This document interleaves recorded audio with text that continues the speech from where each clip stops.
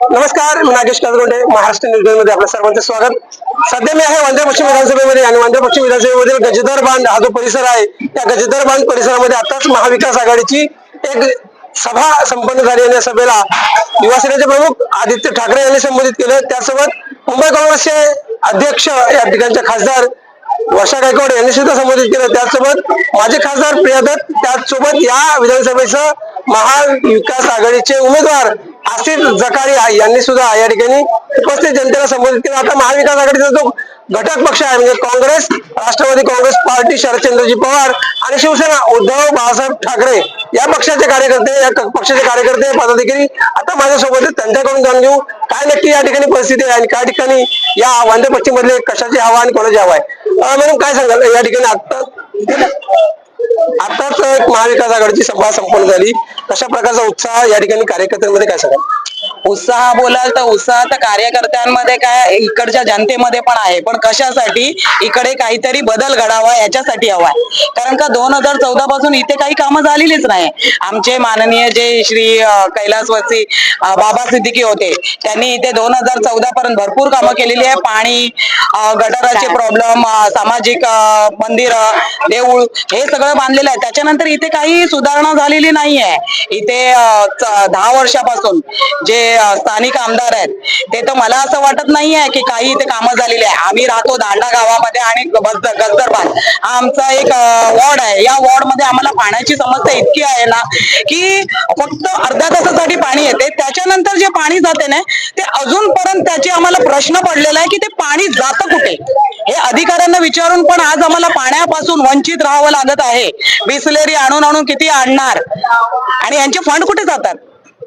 सामाजिक जर तुम्ही कामं करू शकत नाही मग तुम्ही हा फंड यूज तरी कुठे करता ते तरी जरा कळू द्या आम्हाला. की म्हणजे तुम्ही फक्त काय तुमचीच पक्षाच्या लोकांची घरं भरण्याची कामं केलेली आहेत का इथे. तुम्ही प्रश्न उपस्थित करताय 2014 पासून इथे काम झालेलं आहे, पक्षाच्या वर प्रश्नचिन्ह उपस्थित करताय की आलेला फंड जातो कुठे. 2014ला आशिष शेलारांचा विजय झाला, 2019 मध्ये सुद्धा पुन्हा त्यांचाच विजय झाला. 5 वर्षाचा काम झालेलं नसताना सुद्धा 2019ला त्या ठिकाणी पुन्हा या ठिकाणी तेच आमदार निवडून येण्याचं कारण.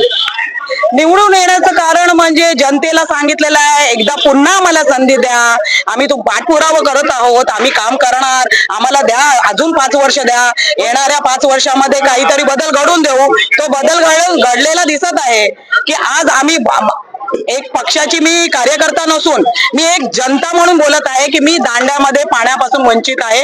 आमच्याकडे अर्ध्या तासच पाणी येते आणि त्या अर्ध्या तासामध्ये संपूर्ण दांडा कसा काय म्हणजे कव्हर करतात मला काय समजत नाहीये. याच्यामध्ये बीएमसी वाल्यांना बिचारांना बोलून बोलून आम्ही अगदी थकलेलो. अर्धा तास पाणी येतं फक्त दांड्यामध्ये आणि त्या अर्ध्या तासाच्या पाण्यामध्ये खार दांड्याच्या जनतेने नक्की करायचं काय. सर काय सांगाल कशा प्रकारचा उत्साह या ठिकाणी निघतो. शिवसेनेत मोठ्या प्रमाणात या ठिकाणी या कार्यकर्त्याला या जे सभा झाली त्याकडे उपस्थित होते. मी उद्धव बाळासाहेब ठाकरे पक्षाचा शाखा प्रमुख पांडुरंग वाघे. इथं उत्साह हा असा आहे की आत्ताच तुम्ही आता पाहिलं असेल की इथे उभं राहण्याकरता लोकांना जागा नव्हती. एवढी पब्लिक होती आणि पब्लिक अशी होती की स्वतःच्या स्वमनाने आलेली पब्लिक होती. फक्त आदित्य साहेबांचं नाव ऐकलं आणि अशी बाई जकरिया आहे आमचा उमेदवार आहे, त्या उमेदवाराला साथ देण्यासाठी सगळी आलेली जनता होती आणि जनता आपल्या मनाने आलेली होती. त्यांना काय भरून देऊन काय आणलेलं नव्हतं. अशी आमची प्रतिसाद आहे आणि या प्रतिसादाला आम्ही तोड देणार आणि आमचा विजय हा नक्कीच आहे. आम्ही महाविकास आघाडीचे उमेदवार आहेत अशी बाई जकरिया यांना आम्ही बहुमताने विजय करणार असा जनतेचा पण या कौल आहे. हा कौल मानून आम्ही सुद्धा त्या कार्यकर्त्यांचा त्यांच्यावर विश्वास आहे म्हणून त्या कार्यकर्त्याच्या हक्केला आणि बोलण्याला ही सगळी जनता इथे उभी राहिली आहे अशी बाई जकरियाला मदत करण्यासाठी. आसिफबाई जकारिया म्हणजे कार्यकर्त्यांच्या हाकेला ओढून या ठिकाणी आलेली लोक आहेत. आम्हाला काय सांगाल कसं वाटतंय. कार्यकर्ते तर बोलतायत, पदाधिकारी बोलतायत, त्यांची जबाबदारी आहे त्यांच्याकडे, पण जनता म्हणून या ठिकाणचे मतदार म्हणून काय वाटतं. पाणीच नाही येत आमच्या दांड्यामध्ये. तेच दुसरं काहीच नाही. मच्छर धुरवाले पण नाही येत दांड्यात. एकच विषय सांगतात की पाणी आणि मच्छर म्हणजे ज्या जनतेच्या समस्या आहेत त्या समस्या आहेत. रस्ते बनलेले नाहीत. भरपूर असे मूलभूत गरजा ज्या आहेत, जे गटर नाले सफाई नाही आहे. हे लोकांनी प्रायव्हेट सर्टिफिकेट सगळ्यांना हे दिलेले आहेत का इथे म्हणजे जनतेचं घ्यानापणा काहीच पडलेलं नाहीये.